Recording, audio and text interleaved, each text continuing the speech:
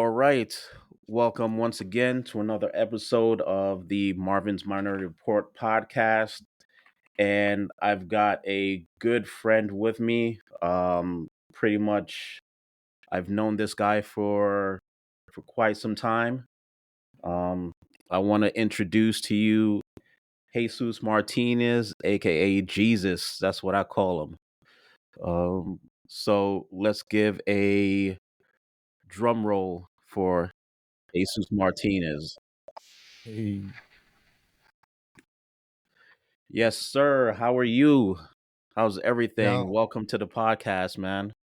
I appreciate you having me on.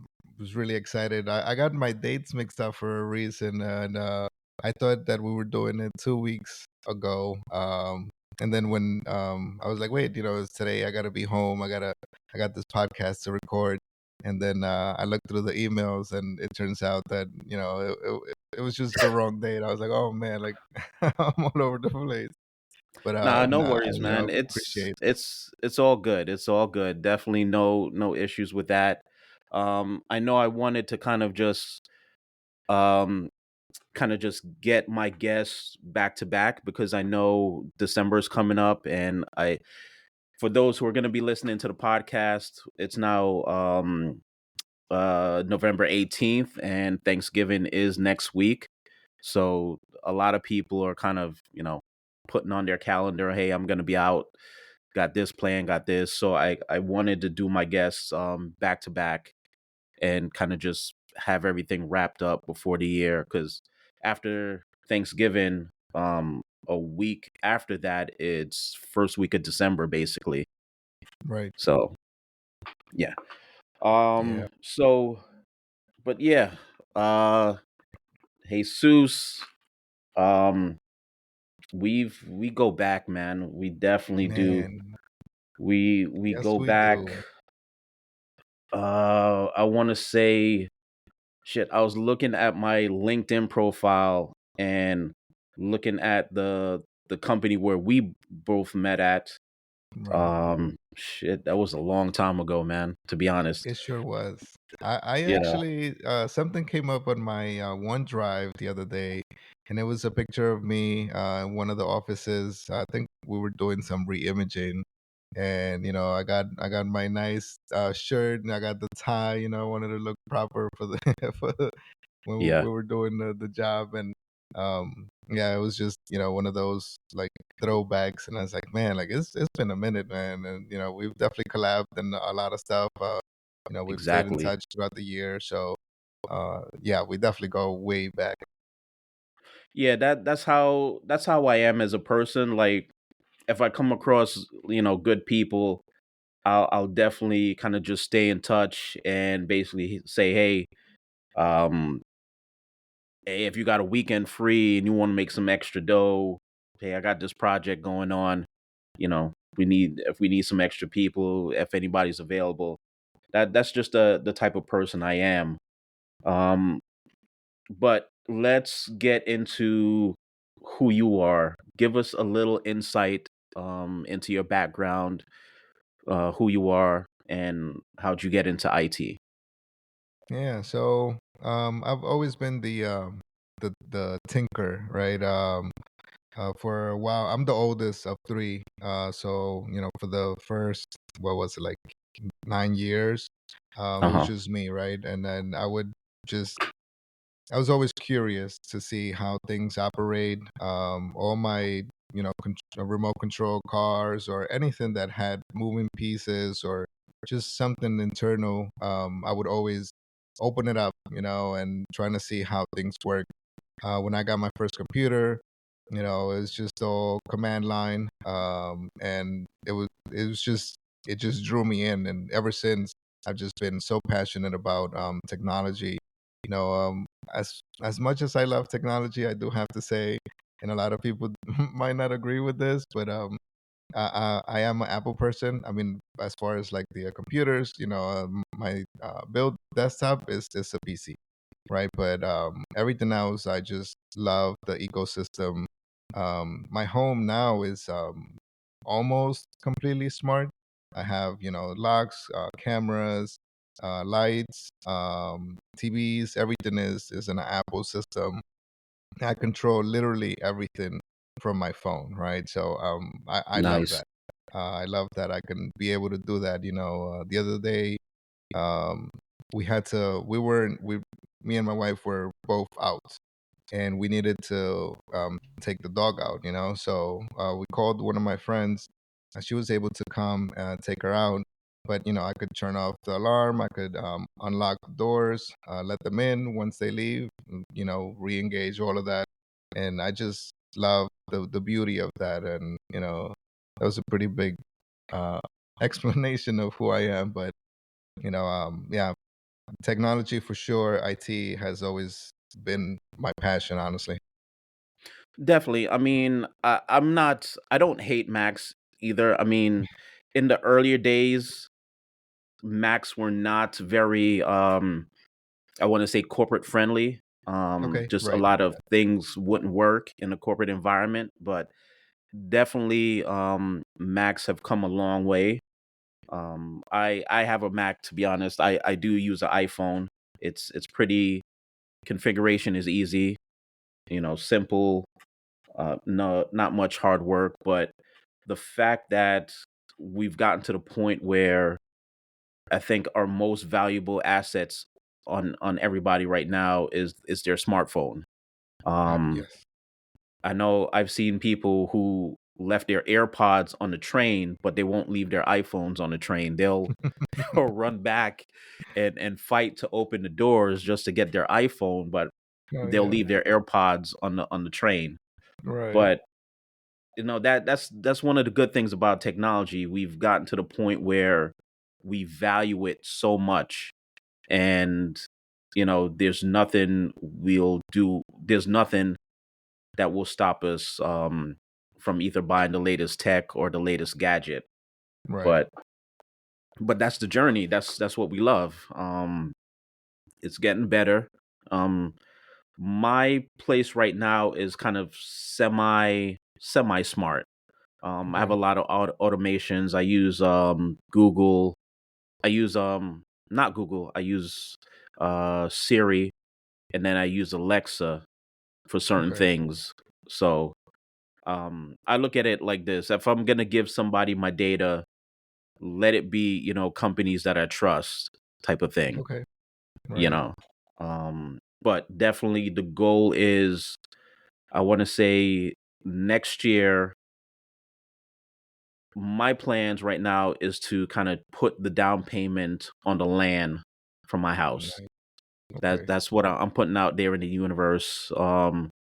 Where I tell people where I want to live, they'll say, "Why there?" But if you Right. think about it, because where I want to live is pretty much Alaska. Now, Okay. if you think about it, Alaska is the ideal place where you could save a lot of money. Right. Land is cheap, super cheap. Mm.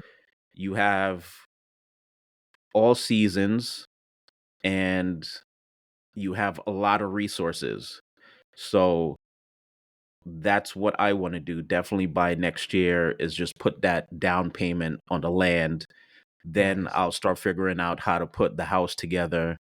Right. And, when I walk up to my doorway, it just opens up automatically. It recognizes who I am, and it just opens, sets the mood, stuff like that. But Yeah. it's a work in process. But as long as you keep the goal together and stay focused, anything's possible. Absolutely. So Absolutely. let's go back into history. Let's go back to that college where you and I both met. I Right. believe I was working part time in their IT department, and you were doing an intern, or you were pretty much almost done with school. Yeah, so it was one of my capstones, and I did make good friends with what's his name? He was the network guy. Man, I forgot the professor's name, but I made friends with him, and he was also involved in like the It's a Club. And I dove into the ITSA club. I actually, one of the semesters, I became even president of the ITSA club, which is so crazy, Nice. right? From going to a member to being the president of the ITSA club. Um, but I forgot the question. Oh, so yeah, I forgot the question. Okay, no problem. So, um, tell me about like your pretty much journey into from that standpoint of the school, because I was pretty much there as a part time. I think I just started, and then where I met you is basically they told me that you were an intern. So, kind of give me your journey from that point onto the where we Yeah. both started. I sidetracked. So yeah, so I was doing intern as one of my capstone courses, Yeah. and because I was good friends with the professor, he put me in touch with the director of the IT department, and he was like, you know what, like yeah, we could definitely use extra set of hands, um, and he put me to work, and that's where I met you. We had definitely a couple of projects going on there, and that really helped me get like the fundamentals. Well, not fundamentals sort, but more of the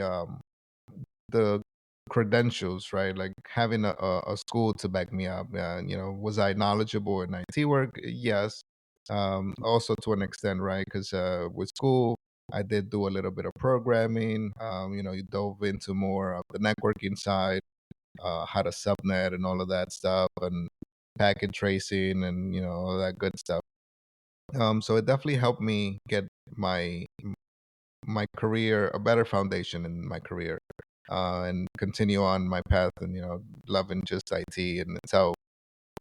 But yeah, it was good. It gave me the experience that employers also look for, and I feel from there I've just been going up. Honestly, Yeah. Um so from that starting point, I think experience is good for anybody who I talk to. I let them know experience is good, but nowadays a lot of the Gen Z people that are getting into IT, they see a lot of the YouTube videos that say, I just saw one that said from 150K to 500K in cybersecurity.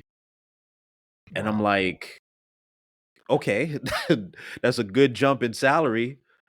yeah, So if you looking at it from this point, knowing most companies, they're not going to give you that bump in salary if you don't have that experience, or if you even if you're coming in, maybe 100K tops, give or take. right, But again, you don't have that experience. There's no way that you're going to get that bump in the salary, and you don't even know the basics of subnetting, um you know how to program a router, switch, things right. like that come with experience. But I think it's just this generation when it comes to IT work, they get so caught up in the money aspect. Now, if we look at it from a tax code and money and salary, from 150K to 500K, US government is taking that money off the top, Oh, straight up. absolutely. They're taking that money, and then if you're single, then that's even more money coming off the top because they're They're taking taxing even you at more. a different bracket.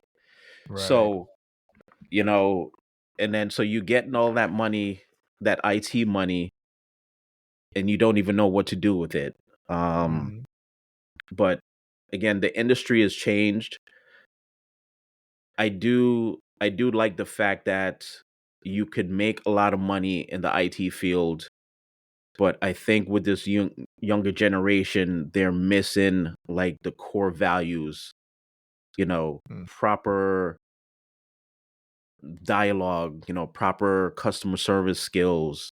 It's not so much like, hey, I need to know how to subnet. It's about communicating with another person, either being your teammate or the person that's, working that shift with you.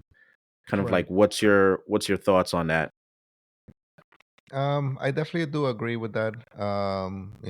You want to people nowadays want to just go to the top, right? But you don't Yeah. know the groundwork, and that's where uh, you're made. Honestly, and you can't fly or you can't run before you walk. All right, that's the easiest way to try to explain it. And those simple steps is what creates a better fundament of your knowledge in IT, right? You have to Yeah. be able to know how to speak to non-IT people, right? Because sure, IT and so many acronyms and so many shortcuts. But if you can't communicate just in plain English to somebody that's not IT inclined, you're gonna get frustrated, and they're gonna get frustrated. That they're like, okay, well, what does that mean? Like, talk Yeah. to me in English. But yeah, it's crucial to have those principles and those skills first before you're talking 500K. I mean, is Exactly. it great? I mean, Yeah, absolutely. Is anybody wants that? of course, a good, 500K salary is pretty good, but again, with that number in a salary, you've got to be really good. You've got to be really good on all aspects of your work, personality, human skills, because like Biggie says, with more money comes more problems. For But real. um I do know a senior cybersecurity engineer. I don't pretty much ask him how much he makes, but from our initial kind of conversation, he does have a good career. He works for a good company. But as far as 500,000 a year for a senior, definitely he's not seeing that, to be honest. Um, Yeah. you're talking about your in the industry, you're talking about you're a CISO, chief security officer, Right. and from my knowledge, if we go into the Uber hack, the CISO was the original cause of that hack. So, but again, that's a different story. Um, I'll dive into that another time. But let's go into your government work versus professional environment. What do you like the best, government work or the private sector? I would say the private sector is a better field. A lot of the government stuff you get access to, it's very, very, very stringent, right? So, simple installation of a update you can do, right? But if you need Mhm. to do like a fresh install, you'll need prior approval, and it's basic stuff, right? For anybody, but you need to go you as an IT still need to go to the IT department to get approval for this, and sometimes they have to even web in to grant you access for it, and they'll have to do it. You can't do it. It's like, okay, well, I know how to do it. Like, stop limiting. If I'm IT, like, give me my special powers and let me be. But they Yeah, still want to, and in a sense, I get it. Right? There's a lot of checks and balances, making sure that not any one person has too much authority over computers. But for the exactly. simple stuff, like, come on, like, I can do it. Just grant me access, and we'll avoid having to circumvent and go through these channels and call this person and get access here. Is It's a lot. And in the private sector, you do have a little bit more freedom, right? You get those privileges and those rights. to access, any kind of computer. And just with your credentials, you can do pretty much anything, right? Still within the limits of your position, but you're able to do a lot more in the private sector for sure. Nice, nice. Um, I've never really been in on the government side, but it's I pretty much understand it. Like, you it's bureaucracy, to be honest. Hmm. But again, that's the government. That's pretty much their role. I would see something like that. You have to go just doing a simple install of reinstalling Windows that probably has to go through maybe 5, 10 people. Um, but even on the corporate side, I think what they're trying to do is they're trying to get to that level of that constant chain going up through different people, because some businesses now, they you could just easily reinstall Windows and there's no issues. But companies that I've been in, where it's a lot of enterprise top companies, Okay. you definitely have to kind of it's not so much that you have to go through different people, but there has to be a justification of what you're doing. You can't really Mm. just install Windows and then call it a day. They'll ask you, okay, what's the reason? What are you testing? If you need outside access to a port, it's basically how long do you need that access and Wow. what's the justification for it, which is understandable because we're seeing hacks and data breaches pretty much on a constant basis now. Yeah. But I do think, as I still transition into my career, I do feel like I want to kind of tap into that government side just a little bit so I could get a first hand of how it looks. Right. But I've heard every agency is different, to be honest. But Yeah. we'll see how things go on. But let's talk about your I don't want to say, so is it your current position right now? You're a correctional officer? So, I just recently moved right to Florida, Yeah. and um, it was one of the toughest decisions to resign corrections because I thought it was going to be my second career, and I was going to be done, retire from there, and be good. Um, and we got the opportunity to purchase a home here in Florida, and I jumped on it, and it did take a lot of me to resign. I was making real good money in New York, Yeah. but this was a lot better uh, in every aspect, right? Better living conditions, better lifestyle, more freedom, um, better environment for the family as well. So um, you know, uh, is money important? Absolutely, but that peace of mind was more important to me, and I needed that change. So we made that change, and honestly, it's the best thing that we've done. So we're all very happy here, and I do miss New York in some sense. I do miss the food, the culture, but like I said, here is very family friendly. So there's so many Nice. activities to do, so many parks, and the beaches are absolutely gorgeous. White Yep. sand, clear blue water. Nice. Today we were in t-shirts and shorts, so and it's the middle of November, so it's definitely really nice. So what was like kind of the deciding factor of why you wanted to walk away from um Department of Corrections and New York in general? So a couple years back, we did try to purchase a home in New York, and New York City market is outrageous, right? You can't Yeah, find anything. outrageous is not the word, but we'll keep it at that. Yeah.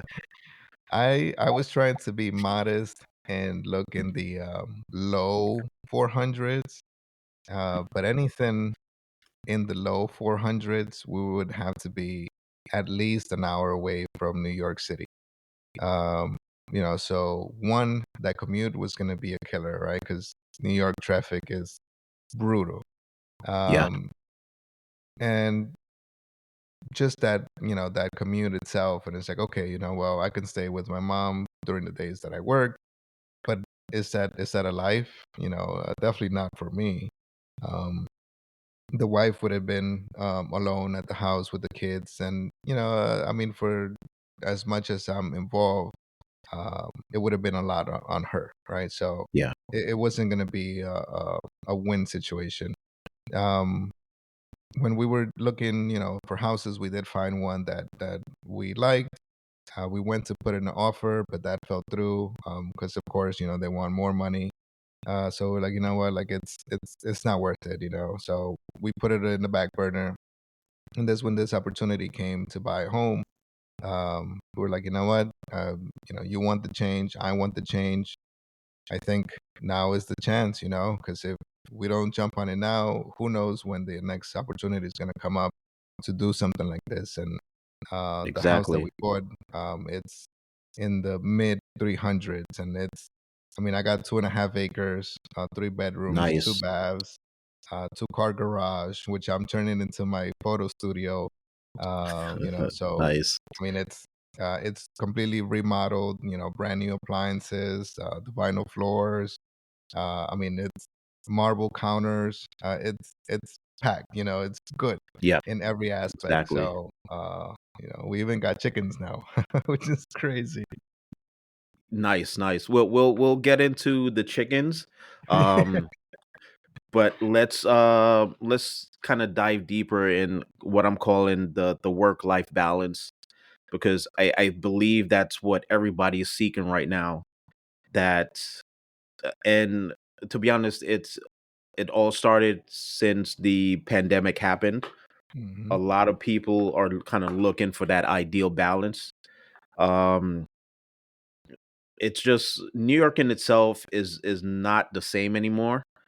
I know we could definitely speak on that because we've grown up here, Yeah. but it's just not the same anymore. Um, Real estate is crazy. Um, Traffic, it's crazier. I believe the governor, what she's trying to do is tax like the lower half of Manhattan, because that's where all the traffic comes in. And she's trying to put an additional tax on people who would take Uber from lower Manhattan. Wow. Um, yeah, so it's just like stuff like that is ultimately is going to be pushed back on the consumer themselves, because Hmm. I mean, I've taken Uber and I've looked at like those charges. And they're not it's not a lot, to be honest, but if you look at it, it does add up.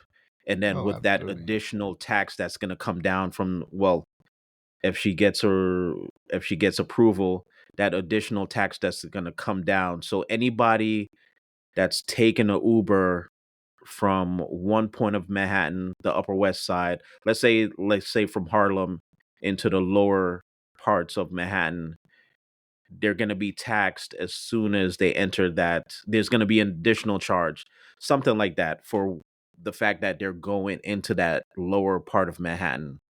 So Wow. yeah, so it's just I definitely understand why you made that choice to move, because New York State in itself is just it's not what it's definitely changed. And I know for those who live in Jersey, I don't see them as saying, Jersey is the ideal place to stay or ideal place to live. It's kind of Sure. like, yeah, Jersey is just like one step behind New York when it comes to the Yeah. taxes and everything. But I just believe that's what everybody's searching for right now, is just that work life balance. I know for me, I'm looking for something where it's pretty much, half and half. I'll hopefully go into the office like maybe once a month, but Okay. regardless, majority of the time is basically I'm working from home because Right. I kind of just like that feeling. I could get up, hit the gym, start my day early, not worrying about taking a train into Manhattan and dealing with all that shenanigans on the train. So Hmm. I've seen a lot of stuff since the pandemic started and since it ended. And to be honest, New York is not getting better. And No. that's pretty much just it. It's not getting better. So Yeah. but let's go into your life in the Army Reserves. Tell me about your role as transportation management supervisor. The unit that I'm in primarily works with the ports. So all the big vessels that that you can see them carrying a whole bunch of containers. Nice, That's primarily what we deal with, right? So if you were to lay down this vessel or stand it up, I mean erect it, it would be as big as like the Empire State Building. That's how huge these things are, right? And nice. Okay. so this last mission, I was in Texas, and we moved all the armor overseas. So all the tanks, all like Chinooks, Black Hawks, they go on the vessel and they go overseas. That's what my unit does. But because I know IT and I've been around it so much, I'm the designated IT person, right? So setting up the computers, making sure that the internet is working, making sure that everybody has a proper connection. If there's any issues like launching, applications or whatever, I'm the one that troubleshoots them to the best that I can, right? With the limitation. Yep. Um, I do the photography, so I'm in charge of making sure that on the Facebook page we look good, and just promoting that, hey, we're here. Uh, Actually, 2 years ago, no, 3 years, 3 years ago, right before the pandemic, we had a mission out in Hawaii. And it's, I mean, 2 weeks, right? Paid vacation to Nice. Hawaii, pretty much. So, and the same thing, right? We work at the vessel. Um, During that time, there was a delay in the vessel to arrive. So, we worked, what was it, 3 full days we worked. So when we work, we do 24-hour operations, right? So split up into two shifts, and we worked 3 full days. The vessel got delayed, and it got pushed by like a whole week. So what did we do for 2 weeks? We just went to the beach and hang out, right? It was amazing in Hawaii. Hey Um, man, you can't beat that. no, definitely can't beat it. Plus we're getting paid. Plus still corrections. I was still in corrections, so I was still getting my paycheck from corrections. It was fantastic, great time. Nice. But it's definitely allowed me to travel a lot. I've been to so many states. I've been to Germany. During the pandemic, I was in Germany, which kind of sucked because we didn't get to travel as much. It's Yep. Germany. Do the whole Euro trip type thing. But unfortunately, everything got locked down, so we weren't really able to travel that much. But I mean, it's been great. I've dedicated 20 years to it, and it comes with like everything else. Some days you love it, some days you hate it. But it's been good to me, honestly. And I recently signed up for my we call it indefinite contract, Yeah. where you don't really have an end date. Your end date is I think it's 62 when they like force you out. That's my end date now. So Okay. it's been that good that I'm like, you know what, I still feel pretty young, pretty able, so I'm gonna continue to do it and see where it takes me. Nice. I mean, um I want to touch base, just get into the state of the armed forces just for a little bit. Um, from what I've seen, there's been a quite a few changes within the armed forces. I think some change is for the best. Like one change that I like that I've heard of is they're now relaxed with the hair policy, which is which is somewhat decent because corporate is pretty much doing the same thing. Right. And to be honest, you shouldn't really discriminate anybody or force anybody to kind of change their hair or what it is. Um, I was listening to your podcast for a little bit, and you touch based on the fact that you can now have tattoos on your hand, and which is True. I thought, yeah, I thought, like, why is that such a thing to kind of, you know, be restricted of? Because if we look at the Navy and we look at the Marines, those guys are known for the tattoos. Right. It's kind of like, the trademark. But I wanted to also talk about the physical requirements, because I think now it's changed. Hmm. It's not so really the the word I'm looking for. It's the bar has dropped. That, in my opinion. What's your thoughts on that? So our new it's called the Army Physical Training or Army. Oh man, I think what it's PT the standard or ACFT. So it okay. went more combat related, right? So Yeah. before it used to just be push ups, sit ups, and a 2 mile run. So they wanted to make it more functional and more combat related. So they shift over to so now the ACFT consists of deadlifts. You have to throw a 10-pound ball over your head to simulate you helping out a buddy jump over, like a ledge or something. Um, the push-ups, the number has changed, but they are a little bit harder, right? So you start in the regular push-up position, you go all the way down, and then your arms, your hands leave, and you make a T, and then you come back, Okay. and then you do the push-up, and that counts as one repetition. Okay. Um, if they are a little bit harder, just because of the nature, trying to like let go of, there's no resistance anymore in your arms, right? Your arms are completely loose. You extend them out. That motion really tires you out a lot more. They have a sprint drag carry, so it's what is it? Is 20 yards, I think. Uh-huh. 25 yards, 25 meters actually. You do a sprint. You start from the prone. You do a sprint.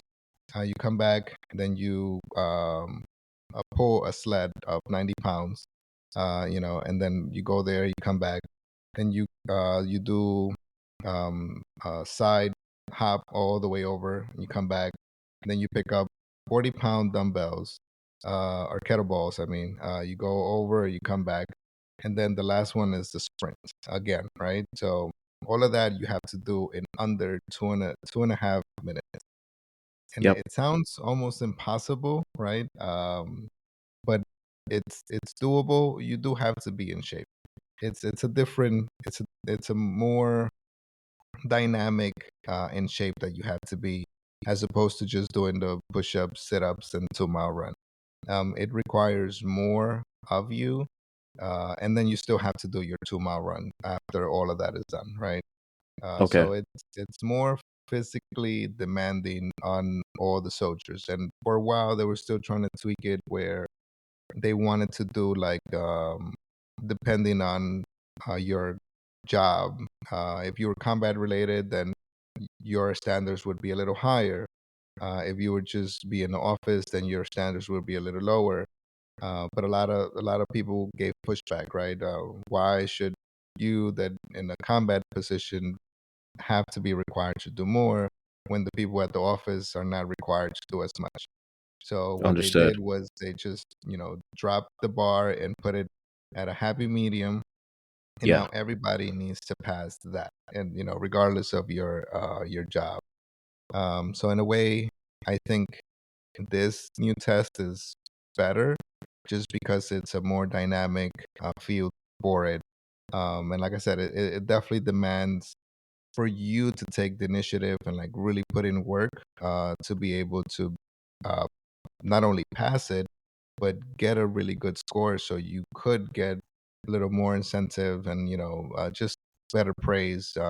Now what they're doing is another issue that we were having.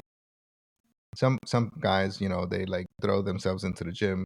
They're pretty big, pretty solid, but they don't meet the height and weight requirements, right?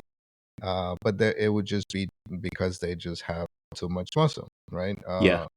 So by the regulations, they would be overweight. So now, if you get a 90 on all of the events, a 90% on your score on all of the events, you don't have to get height and weight. I mean, you still do, but if you're considered overweight, it'll be kind of so over because you scored a 90% on all the events, which Yep. makes you like elite, you know. Yeah. Uh, Yeah. so it's another incentive to really train and really be physically fit to be able to complete all the events with a 90% or more. So yeah, I mean overall, I think it was a good improvement. The army did spend so much money on getting all this equipment because the deadlifts, the weights, the bars, the balls, the kettle bells. Um, it's a lot, and not every unit has their own equipment.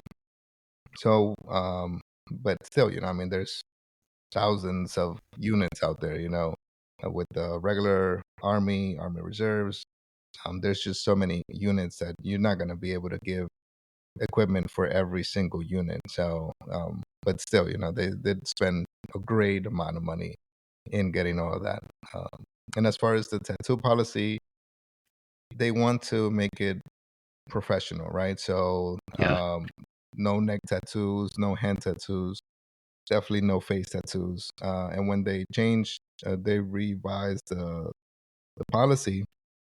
They were like, you know what? Okay, we understand the times are changing, and they wanted to appease more of that culture, right? So you are Yeah. able to get hand tattoos, but if you get finger tattoos, you could only get one finger tattoo per hand.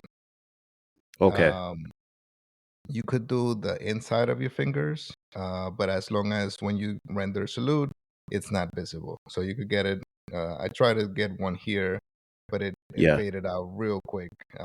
Okay. So as long as it's not visible when you salute, you're good to go.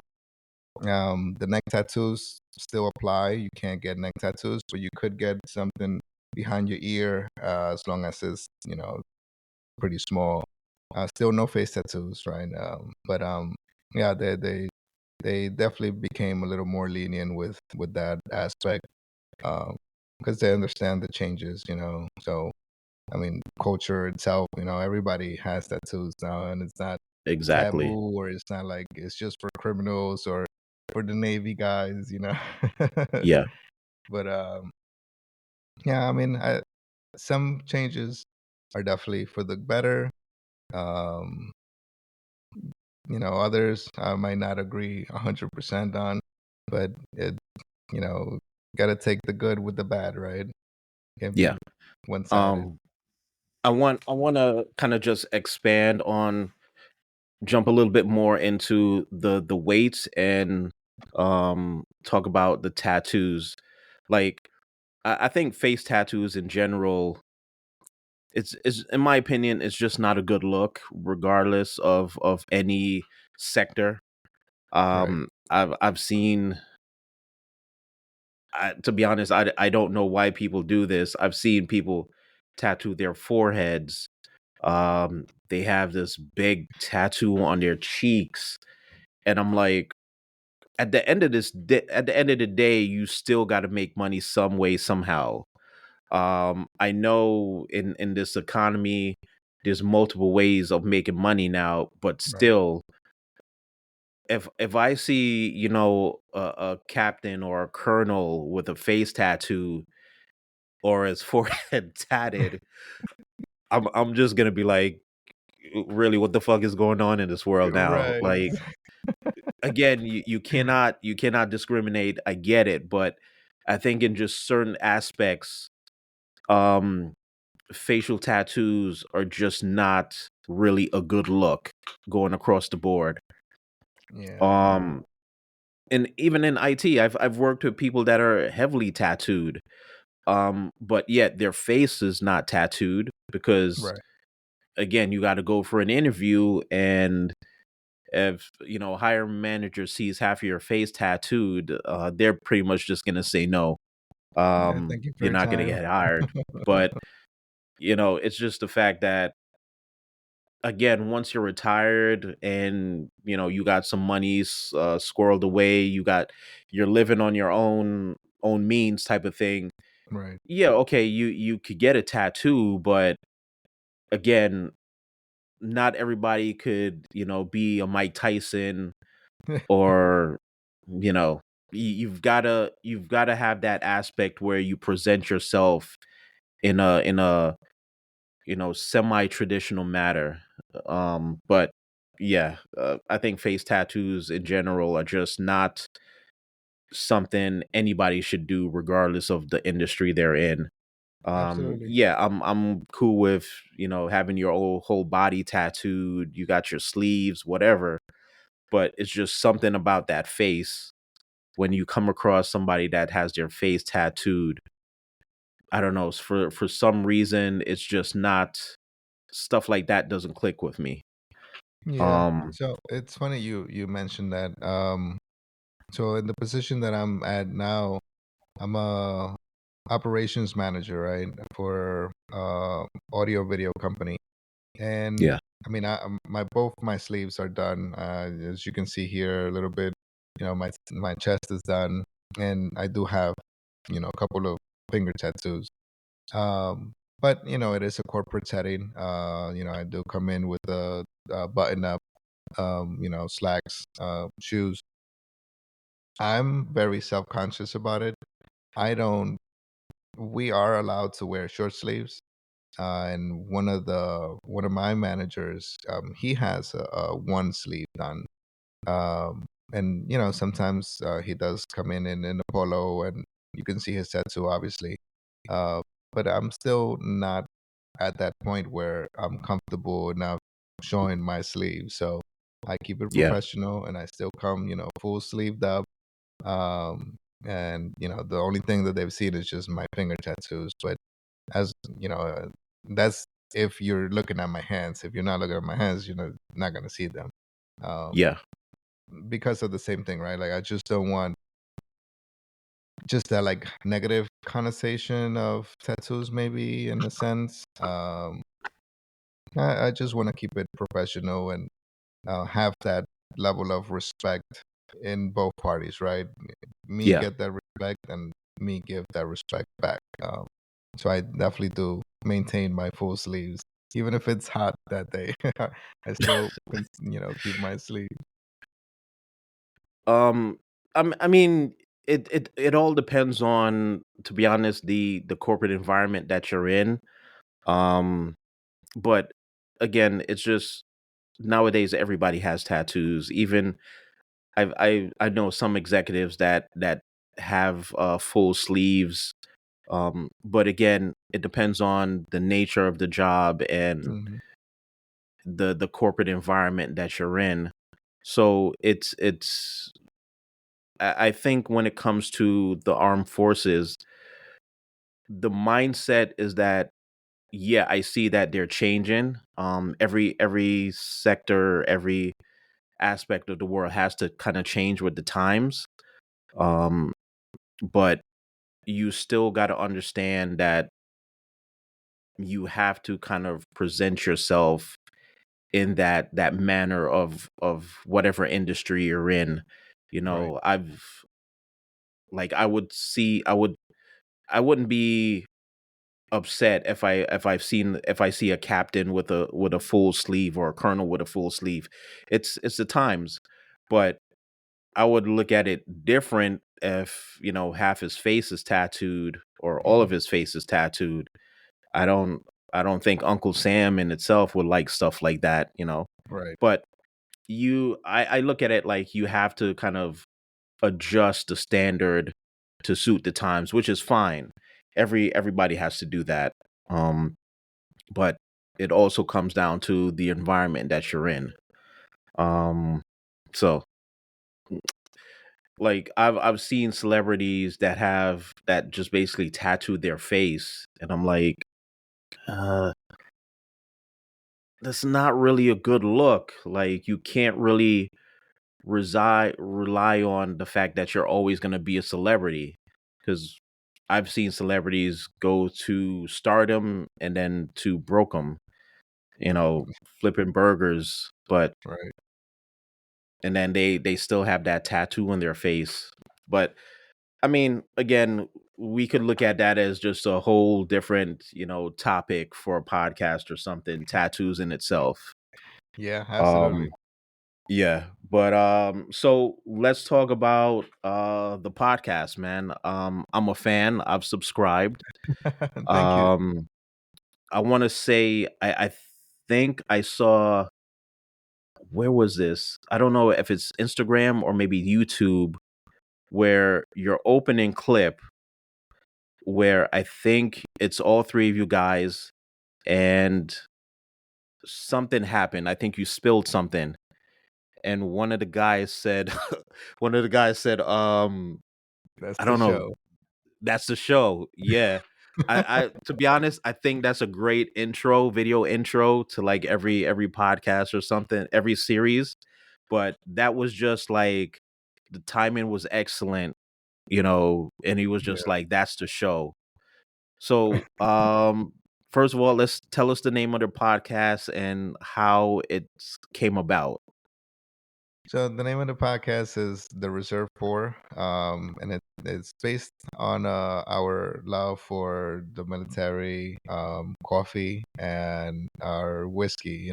So um, Nice. the it, the idea started in one of our favorite bars out in Texas. That's where we were all at, and it was a recurring thing where we would go every Friday, have dinner, have a couple drinks, and just chit chat and shoot the shit amongst ourselves, right?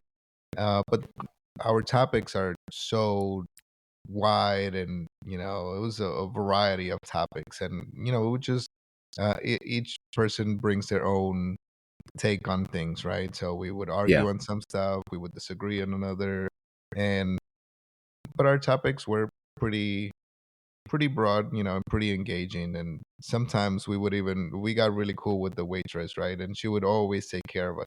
So we would even ask her questions like, "Oh, what do you think about this?" or "How do you feel about that?"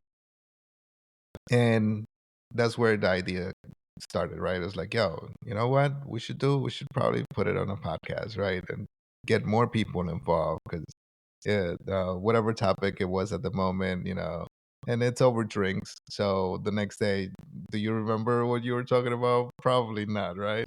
So it was like, you know what? We need to make it official, though. We should definitely put it in the work and put it, make it to fruition. And it continued on for a couple months, honestly.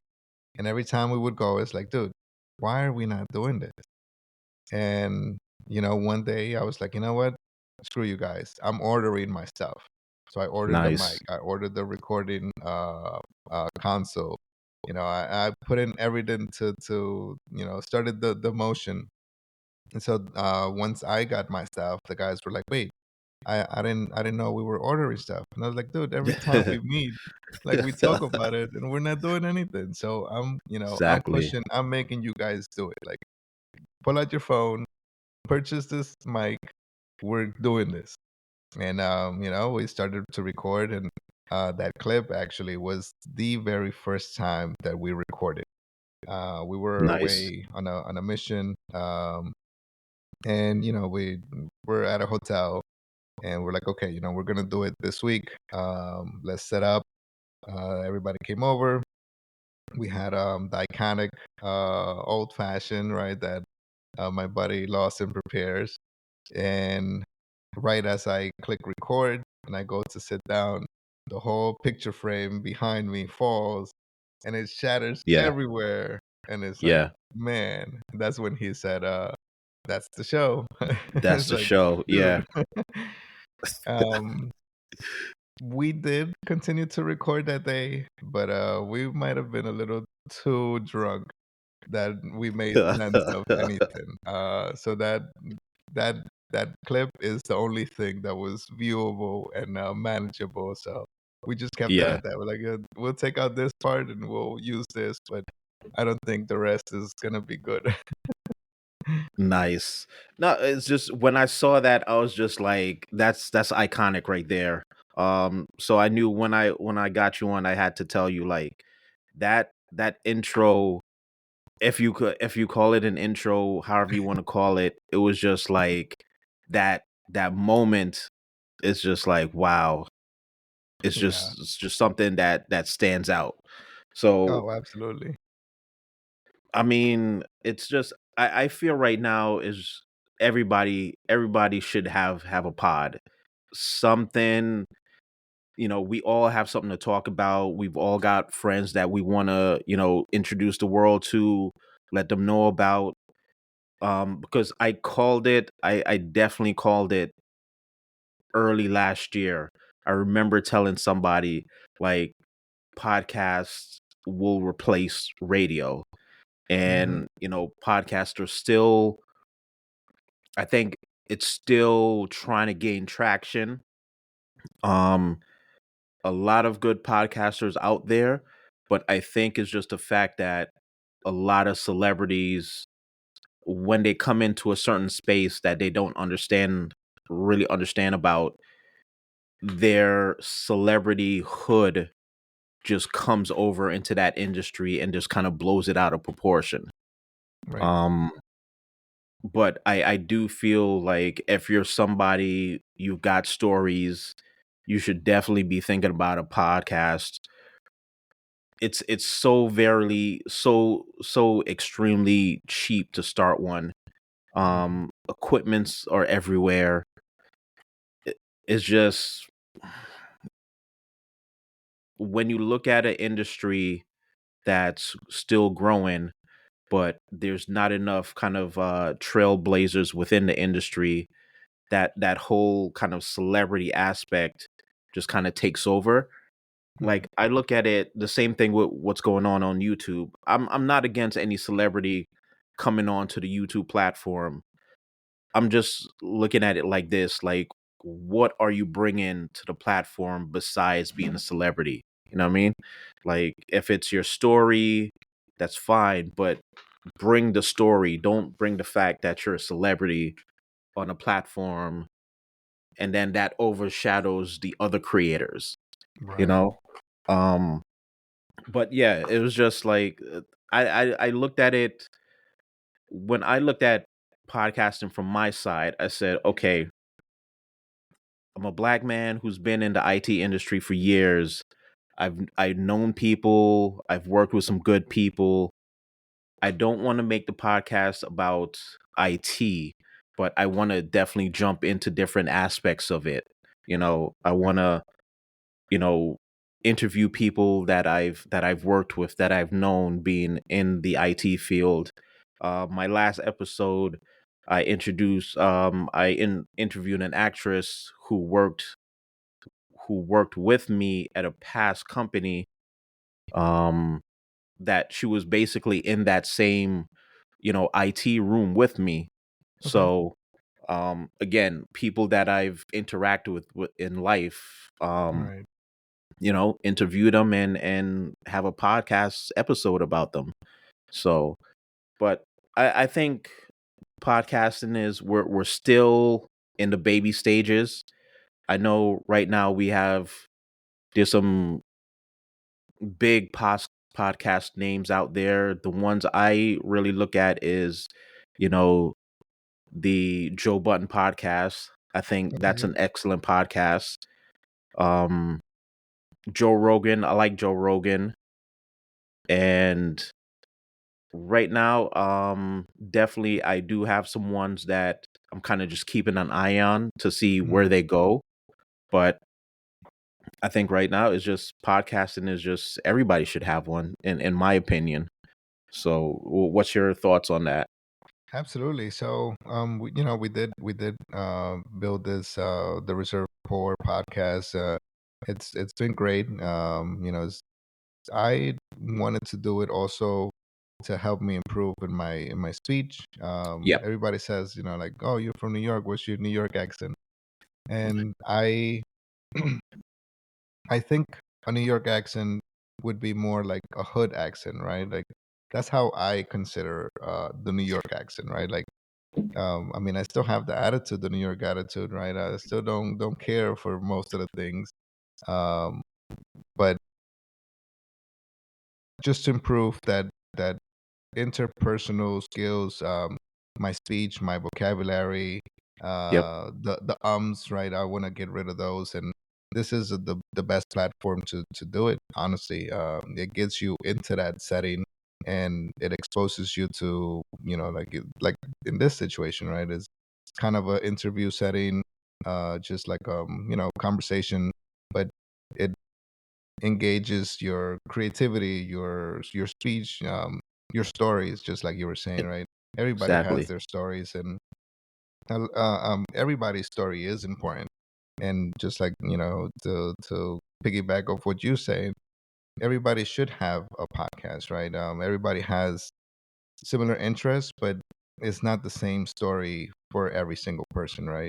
The way exactly, that you see things, the way that you perceive things, the way that you just go about your day is not it's not the same for the next person. I do have one in the works. It's gonna be a solo podcast. I will have guests, but it's still in the baby stages where I'm trying to gather my ideas. I'm trying to gather 10 episode ideas before I launch, just nice. so I can know where it's going, who I'm gonna have, who I'm gonna interview, or the topics that I'm gonna be talking about. And just like you, right? Yeah, I am in the reserves. I did a little bit of law enforcement.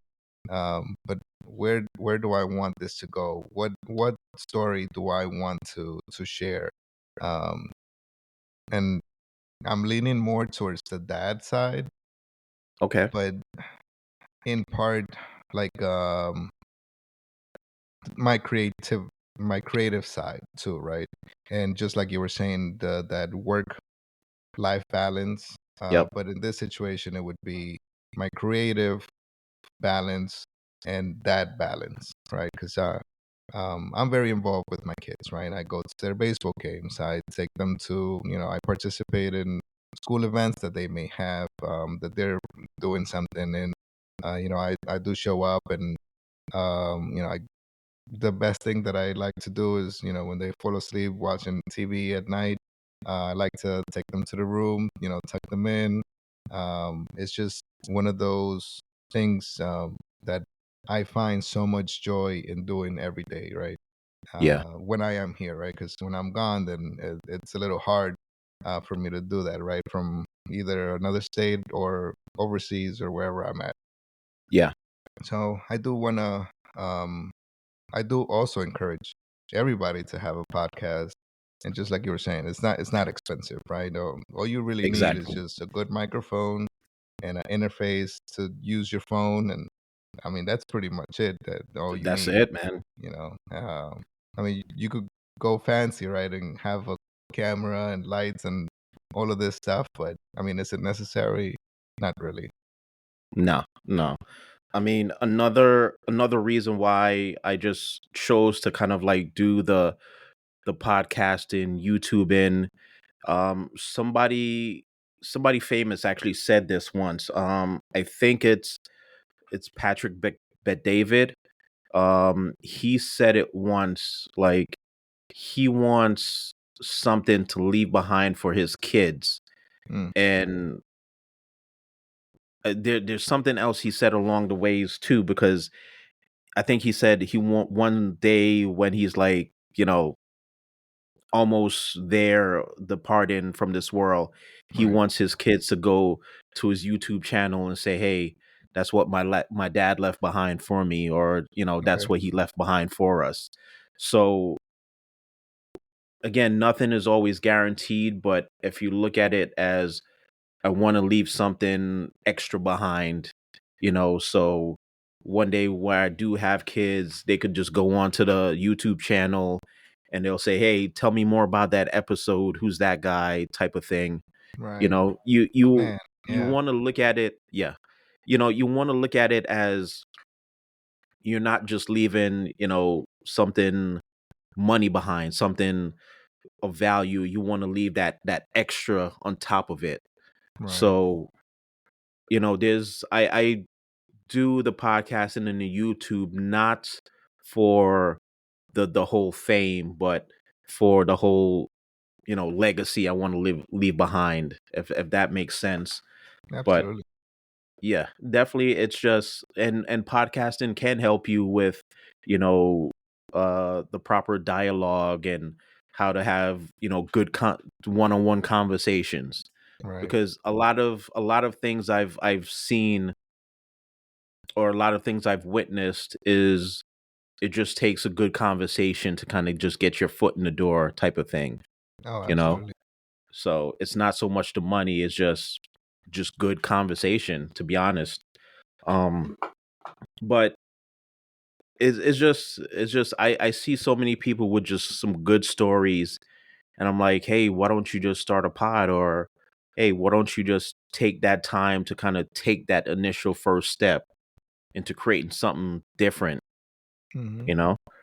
But it doesn't, to be honest, it doesn't even take a lot. And I'm gonna, like, after the show, once we're done recording, I'm gonna kind of share what my next steps for the pod should be, in Okay. my opinion.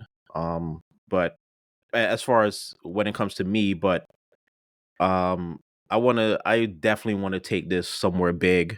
I don't know where it's gonna go, but as long as I kind of maintain that course, find somebody new to interview. That's If you're on LinkedIn, you could definitely find people. Oh, absolutely.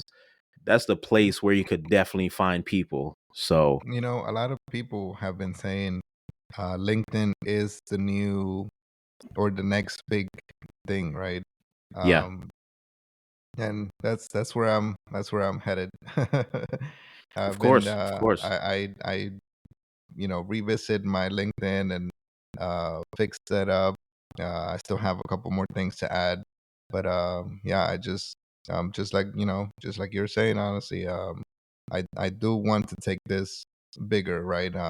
Bigger than me, and not for the fame either, but definitely to improve me and improve my just have my goals, honestly. Yeah. But yeah, it's also fun, honestly, to just have this whole setup. Exactly, exactly. Definitely. That's one of the thing. It's fun. Like you're bringing people that and you're just having, like, some genuine, good, deep conversations, and that's fun to me. So, um, but so with reservist poor, how do you one of the things I come across is just like managing that time, man. How do you manage that time with you being a father, husband, podcaster, content creator, um, reserve army Photographer. reservist?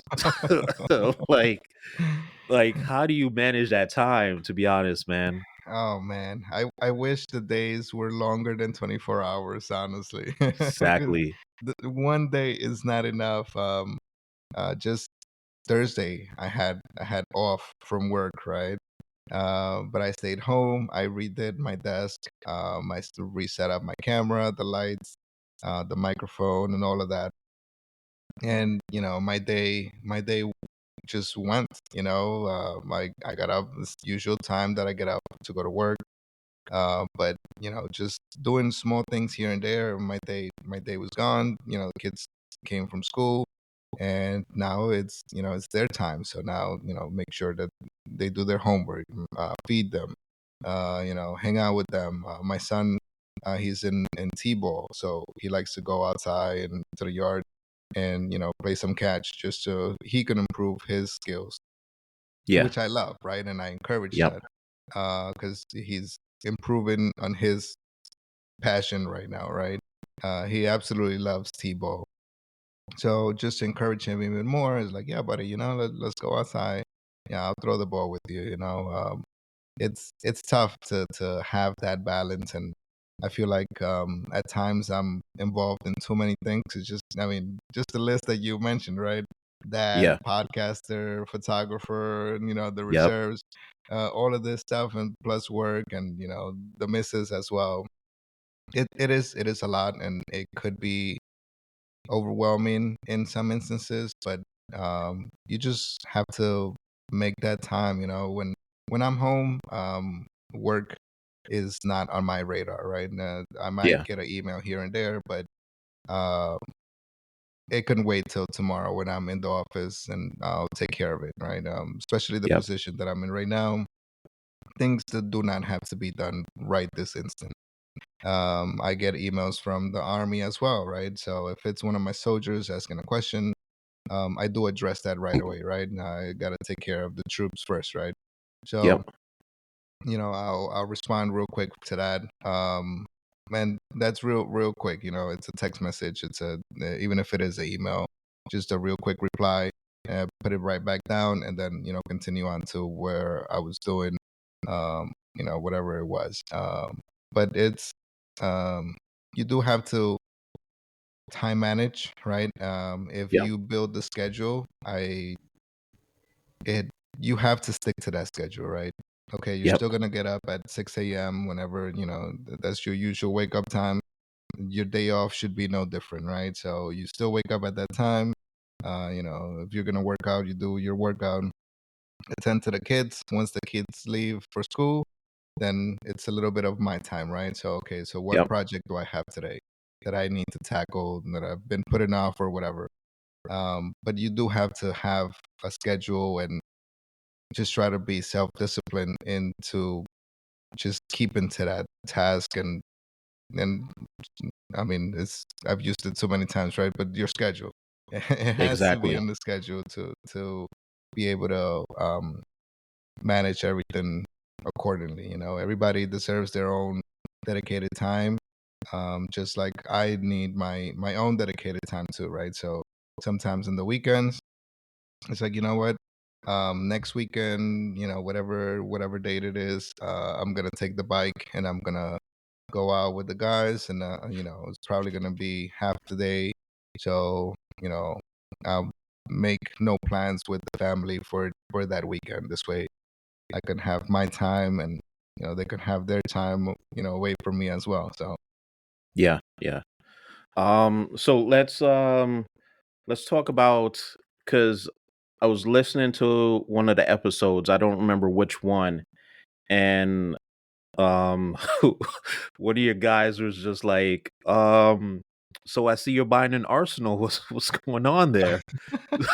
So, um, yeah, I see, because the one thing I think, even though we look at it as as something something bad, because recently I took a training, active shooter training mm, from a corporate aspect, and the instructor basically said, like, if you hear somebody talking about, the latest gun, or he just bought this gun, or that gun, that's kind of a red flag. I pushed back and basically say, you can't really say that's a red flag, because we live in a country where shooting is a hobby. right. Shooting is a pastime. So let's transition into, I believe this is a new hobby for you, right? Like, What started Yeah. it, or So I was it mean, something you always wanted to do? oh, absolutely. It's definitely something I've always wanted to do. Being in the military, you get exposed. From boot camp, you get exposed to M16, right?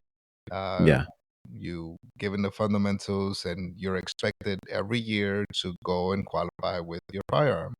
So, um, from the very first time that I shot that gun, I was like, man, this is fun, right? And yeah, I was surprisingly really good at it, right? Never ever have touched a weapon before.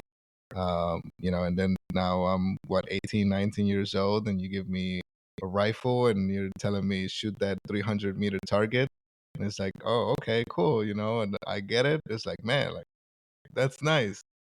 yeah, Um, then when I joined corrections, I mean, it's law enforcement. So once I got the opportunity, I put in for my off-duty pistol, and that was my first time carrying a weapon off duty, right? yeah, Um, Besides, being in country, being in Iraq, you carry your M16 everywhere. But that was the first time as a civilian, or in a law enforcement capability, to carry a firearm, in my person in New York City, right? Out of all places in New York City. So it it was a little bit of a learning curve. At first I was very nervous on carrying one in the chamber. yep, Um, just it was just a nervous thing, right? But the more you get used to it, the more you do it, it's like, oh, it's second nature. I mean, it's fully loaded at all times, but just you personally, you have that in the back of your head at the beginning, right? And it's just a stepping stone that everybody that tries to carry or begins to carry conceal, experiences it. Not the yeah. only one, and it's normal to feel that way. But now that I moved to Florida, I mean, Florida, it's big on Second Amendment, and everybody pretty much, Stand your ground, and yeah, yeah, definitely. everything. So once I got here, I had just finished my mission, so I came back with some cash to spare, and I bought a rifle. I bought a what, four handguns I have now. Nice. Okay. We go to the shooting range very often, and I carry everywhere I go. I carry, and when the friends that I've made here, everybody knows that I carry, right? My wife's family knows that I carry everywhere. It doesn't matter where we're going. It could be to eat, it could be to the circus, it could be to the fairs. I'm carrying everywhere. I have my carry conceal permit, and I just being in the military, law enforcement, and just seeing all these crazy things happen in the world. Um, I want to be prepared, so I do train. I do educate myself. And I'm prepared to, in the event that God forbid, I'm put in that position. I think that I'll be trained enough to react to it in the proper manner, right? So, Yeah. and I'm exercising my rights, to carry. And I encourage anybody that's of a sane, you know, mental and good person, Yeah. if they're able to get their carry concealed, to pursue it. But definitely educate yourself, and safety is paramount. Because I do have kids, we have our own trainings here in the home, right?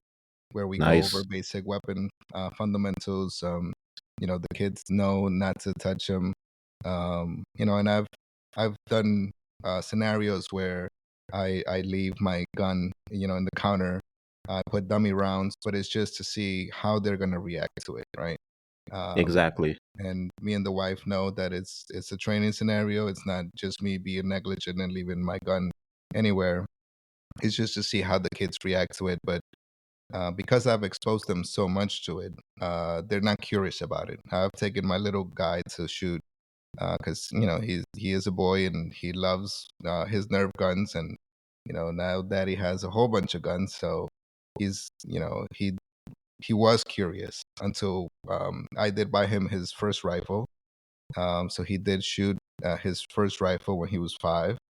And Nice. he loves it as well, as much as I do. And he's the one to tell me, "Hey, Dad, when are we gonna go to the shooting range again?" But again, safety is paramount, and we hone on those fundamentals so we prevent any, atrocities or mishaps or accidental discharge. We don't. I take safety very, very serious, and um, that's one of the first things that I drilled in him, and to this day, like, he never puts his finger on the trigger unless we're at a range and, we're gonna get ready to shoot the target. But yeah, I mean, I'm definitely pro gun for sure. Of course. I mean, I feel like every family or every individual should know how to defend themselves to a certain extent. Because to be honest, w- where we come from, we know that anything could happen at a drop of a hat. Um, and regardless of what people are saying, defund the police, whatever. I personally don't believe in that concept. Right. But we know that um, officers now are kind of like, hey, I don't want to get fired for doing my job, you know, at because you could easily get fired for doing something, or if somebody sees something and complain about it. Hmm. But it does go back to, I feel like everybody should be able to defend themselves in some aspect. um Shooting is a good thing. I think I'm probably going to get into shooting, not just because of the aspect of, oh, I could carry or whatever.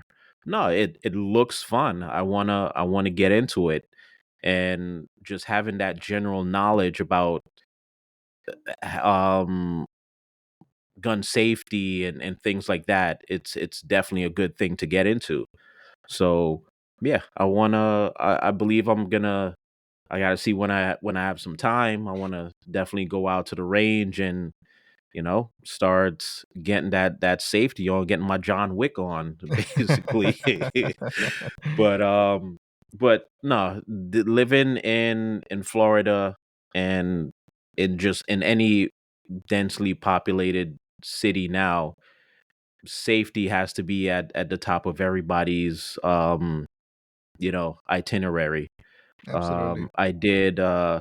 I also did OSHA training recently, and the person who taught the training, he was one of the first responders on 9/11. Well, And basically his mindset is, regardless of where you go, always know where the exits are, and yeah. not just the exit that you came in, not the exit entrance you came into. Walk in When you walk into a place, identify the second exit, identify the third exit, and just make sure that wherever you go, the aspect is to get back home every day. So Yeah. stuff like that, does resonate heavy. Seeing that the world that we live in is it's basically changing, not for the best, Right. but safety is important. Yeah, I Um, always say, sure, there's police officers, but you are your first responder, right? And just exactly. like you're saying, you want to be prepared for those situations, and um, that's not the first line of defense, especially down here. OC spray is, you can carry the same as with like brass knuckles or firearm if you choose to. Um, so I did purchase a handgun for my wife, but I also purchased a OC spray for her. And every day that she leaves the house, so she works from home, luckily, so she doesn't have to commute to work. But whenever she does, even if it's to run a quick errand or go to the grocery store or whatever, I always make sure that she has either or both. In base case scenario, both. This way, in if she gets into a situation, she doesn't necessarily have to pull her firearm, but pull out the OC spray, create that distance, and get herself out of that situation. The same thing with the kids. Yeah, And when we do go places, it's like, okay, if something was to happen here, what do we do? You know, I've been working on a home drill to where the kids would know, like, okay, if something happens, I mean, we do have an alarm system, right? So that's my first line of defense. But in all of that fails and somebody breaks in, they're gonna meet my 10 millimeter that's sitting by my bedside, and it's not gonna be pretty. exactly. So we do have, well, like I said, I've been trying to work on a home plan, or in the event that we are outside. Both my kids have Apple Watches, and I've Yep, told them, if, in the event that we get separated and we get, you don't see me anymore. Uh, One, you can find an adult. Two, you can call me on your watch, and you look for the first building where you can say, okay, I am in front of building 53, right? So I'll look for building 53. I'll come to you, but you find the place where you can tell me exactly where you're at, and I'll find you. Plus, it's Apple Watch, so they have their location. But we do have plan contingencies and stuff in place where we do go through those scenarios, because anything can happen. They don't go far away from us, but just to have them prepared in worst case scenario, right? So exactly. it's very important. Definitely, definitely. So I definitely want to say, we got to do like maybe a part two, or we'll schedule for you to come back on the podcast, and we'll follow up. But definitely this was fun. Um, so where can they find you? So right now, just like I mentioned earlier, I am trying to build up a new personal brand. So right now you can find me at JesusMartinez.com, and that's spelled Heyzus, Martinez. You could follow us, the Reserve Corps podcast. It's all on all the major platforms. And my Instagram is also Jesus Martinez. So if you have any questions, comments, definitely shoot me an email, DM, whatever it is. Yeah. I'm gonna add like all your information in in the show notes, so they could definitely easily find you. But Jesus, this was definitely a good episode, man. We gotta come back and do another one. We'll carve out some time, maybe sometime next year, and we'll do another episode and talk about something good. But Absolutely, man. um, I really appreciate yeah, you having me on. Honestly, it's been great. yeah, not a problem, man. It's been great having you. Definitely, long time coming, and we'll definitely do this again. Yes, sir. All right. So I'm gonna